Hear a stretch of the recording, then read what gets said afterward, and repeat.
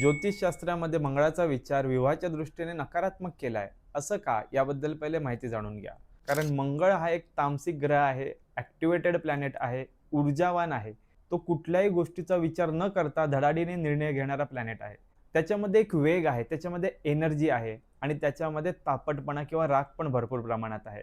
तसंच हा मंगळ जेव्हा तुमच्या पत्रिकेत पहिल्या, चौथ्या, 7व्या, 8व्या किंवा 12व्या स्थानात येतो, तेव्हा त्या पत्रिकेला मंगळ दोषाची पत्रिका म्हणून मानलं जातं.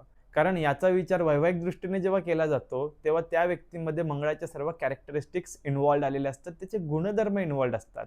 तर अशा व्यक्तीने जर त्याच्या मंगळाला बॅलन्स करायचं असेल, तर त्याला काय करायला पाहिजे? सर्वप्रथम त्या व्यक्तीने त्याच्या रागावर नियंत्रण ठेवलं पाहिजे. विचार करून कृत्य केलं पाहिजे किंवा कुठलंही धैर्य साहस करत असताना त्याच्या आउटकम्सचा विचार केला पाहिजे.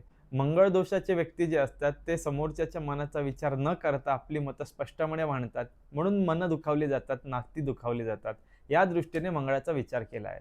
तसंच मंडळी, मंगळ दोषावरती मी एक डिटेल्ड व्हिडिओ आपल्या YouTube चॅनलवर बनवलेला आहे. तो पण तुम्ही जाऊन नक्की पहा. त्यामध्ये पण सविस्तर माहिती प्रामाणिकपणे मी मांडलेली आहे. त्याच्यातून तुम्हाला मंगळ दोषाबद्दल सविस्तर माहिती नक्की मिळेल. श्री स्वामी समर्थ.